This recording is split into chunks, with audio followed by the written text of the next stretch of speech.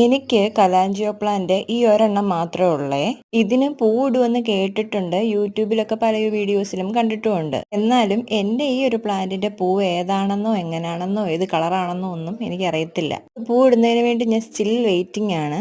അത്യാവശ്യം ബുഷിയായിട്ട് എൻ്റെ ഈ പോട്ടിൽ ഇത് നിൽക്കുന്നതുകൊണ്ട് ഇതിൽ നിന്ന് ഒരെണ്ണം കട്ട് ചെയ്ത് മാറ്റി പ്രൊപ്പഗേറ്റ് ചെയ്യാനൊന്നും എനിക്ക് തോന്നുന്നില്ലായിരുന്നേ. അങ്ങനെ ഇരുന്നപ്പോൾ ഇതിന്റെ ലീഫ് വെച്ച് പ്രൊപ്പഗേറ്റ് ചെയ്യാം എന്നിങ്ങനെ കേട്ടു. അങ്ങനെയാണെങ്കിൽ 2-3 ലീഫ് എടുത്തൊന്ന് പ്രൊപ്പഗേറ്റ് ചെയ്ത് നോക്കാമെന്നോർത്ത് ഇതിന്റെ പരിപാടിയിലാണേ.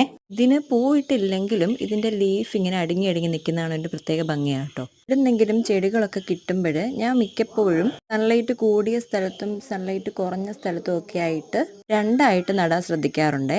നമ്മുടെ വീട്ടിൽ ഇതിൽ ഏതാണ് അതിന് കൂടുതൽ ആപ്റ്റെന്ന് നമുക്കറിയാൻ പറ്റുമല്ലോ അങ്ങനെ ആകുമ്പോൾ. ഈ ഒരു 10 മണിയുടെ 2 കമ്പ് മാത്രമായിരുന്നു എനിക്ക് ആദ്യം കിട്ടിയിരുന്നത്. അതിൽ നിന്ന് വളരുന്ന കട്ട് ചെയ്ത് കുത്തി വെച്ചാണ് ഞാനിതിനെ ഇത്രയെങ്കിലും നിറച്ചു വെച്ചേക്കുന്നത്. എന്നാലേ നിറയെ പൂ പിടിക്കത്തുള്ളൂ.